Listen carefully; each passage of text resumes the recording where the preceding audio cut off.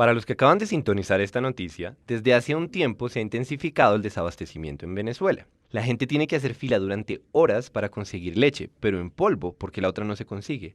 Hay escasez de mantequilla, queso y también de carne de res, pollo, harina, azúcar, aceite, arroz, café, papel higiénico, pañales, detergente, cloro y champú. Mejor dicho, hacen falta productos básicos para la vida cotidiana. La pregunta es, ¿por qué? Algunos se refieren a los intentos de sabotaje por parte de los opositores. Otros culpan a Maduro como un líder mucho menos carismático y capaz que Hugo Chávez. Y como estas, hay muchas explicaciones. La caída del precio del petróleo, por ejemplo, es una noticia particularmente mala para Venezuela. Sin embargo, el verdadero problema, el estructural, es que Venezuela implementó una serie de medidas económicas y aunque estaban inspiradas en buenas intenciones, el tiro está saliendo por la culata.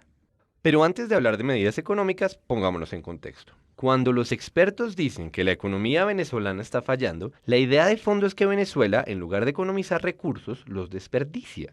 Así de puntual es el problema. Pero, ojo, desperdicio no solo es botar agua o dejar la luz prendida. Desperdicio es usar los recursos en vano, cualesquiera que esos recursos sean. Tiempo, espacio, talento humano, conocimiento, no importa. El punto es que Venezuela, el país con la mayor reserva petrolera del mundo, está sufriendo de desabastecimiento porque hay 30 millones de personas que no logran coordinarse para ofrecer bienes y servicios, al menos no de forma eficiente. Entonces, si en efecto esto es lo que está pasando, busquemos la evidencia. Un buen lugar para comenzar es PDVSA, que es como Ecopetrol, pero en Venezuela.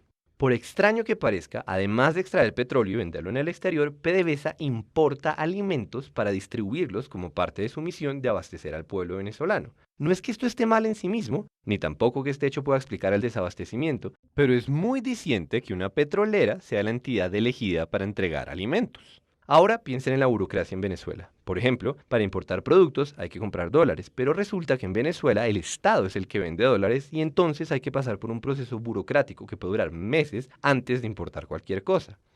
Por otra parte, las empresas nacionalizadas en este momento no producen ni una cuarta parte de lo que producían antes y en cambio se pasan su tiempo llenando formularios, solicitudes, informes y todo tipo de papeleo para poder hacer su trabajo. Para colmo, se han perdido toneladas de alimentos que se pudrieron en almacenes porque nadie los llevó a su punto de entrega. Eso sin mencionar la corrupción que se come en los recursos del país y las fallas de coordinación que hacen que todo sea más lento. Y lo más grave es que este fenómeno se alimenta a sí mismo. El tiempo que los venezolanos gastan haciendo filas para poder comprar los productos que necesitan es una consecuencia del desabastecimiento, pero también es la causa de más ineficiencia. Estamos hablando de millones de horas humanas que se van a la basura y que se hubieran podido utilizar para mejorar la situación del país. Otra fuente de desperdicios es el esfuerzo que gasta el gobierno venezolano vigilando que nadie compre más de la cuenta o que no vendan en mercados negros. Claro, como no hay comida suficiente, muchas personas compran todo lo que se puedan llevar, pero eso solo intensifica el problema del desabastecimiento. Entonces, el Estado decidió implementar controles para identificar a los compradores y evitar que acaparen muchos productos. En algunas zonas del país se llegó al extremo de usar tecnología biométrica para realizar estos controles. Esos son algunos ejemplos. La pregunta es, ¿por qué está pasando todo esto? Y aquí es que entra la carreta teórica. Coordinar los esfuerzos de millones de personas es algo que desborda las capacidades de cualquier grupo de funcionarios. La mayoría de los gobiernos no se ponen el trabajo de decidir cómo se deben utilizar los millones de recursos que tiene un país, literalmente millones. Lo que hacen es establecer las reglas del juego. En la práctica, no centralizar la economía implica coger un problema descomunalmente grande y romperlo en muchos pedazos. En lugar de que alguien pregunte ¿qué debe hacer el país?, todos los ciudadanos se preguntan ¿qué voy a hacer yo? ¿Qué compro? ¿Qué vendo? ¿En dónde trabajo? Y la suma de estas decisiones individuales determina el rumbo de la economía.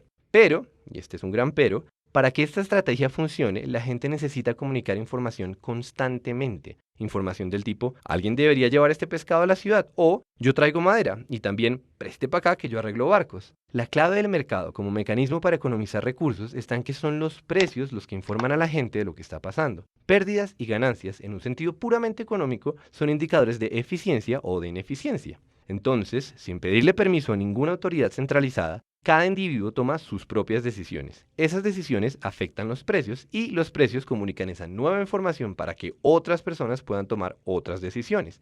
Y así, una y otra vez. El resultado global es que millones de personas trabajan, más o menos, de forma coordinada. Dicho todo eso, volvamos a Venezuela.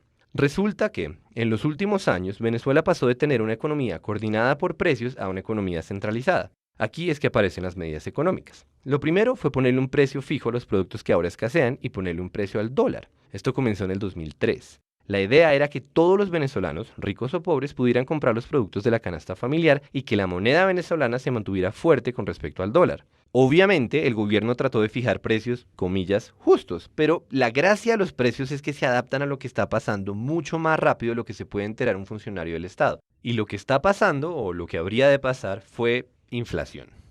Poco después de regular los precios, el gobierno venezolano invirtió enormes cantidades de dinero en políticas sociales, y esto generó un desbalance gigantesco en las cuentas. Por supuesto, el problema no son las políticas sociales, sino el desbalance. Básicamente, la plata que entraba por impuestos y ventas de petróleo no era suficiente para cubrir los gastos. La única alternativa para mantener ese modelo era imprimir más dinero, algo que los gobiernos hacen con cierta frecuencia. Sin embargo, cuando la cantidad de dinero en circulación aumenta y el número de bienes y servicios sigue siendo el mismo, se produce la famosa inflación. Los precios suben para ajustarse a la nueva realidad. La nueva realidad siendo, hay más billetes, pero sigue habiendo la misma cantidad de leche.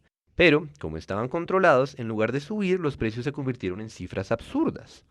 Acto seguido, los productores y los distribuidores de alimentos empezaron a quebrarse y muchos se fueron del país porque el negocio dejó de ser rentable.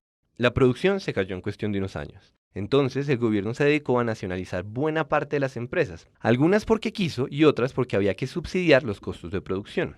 Por ejemplo, el Estado adquirió más de 10.000 hectáreas de fincas ganaderas en los últimos años. El problema es que el gobierno no tiene la misma experiencia que las personas que antes manejaban esos negocios y lo que es más grave, tampoco tiene la información necesaria para tomar decisiones eficientes, porque cuando se desligan los costos de producción de los precios, no hay nada que nos informe de si esto es más eficiente que aquello.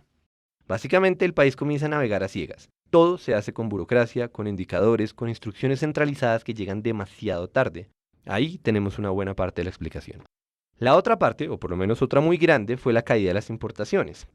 Ya dijimos que el dólar tiene un precio artificial en Venezuela. Pues bien, como solo el Estado vende a ese precio, conseguir dólares se volvió la titánica burocracia que mencionamos al principio.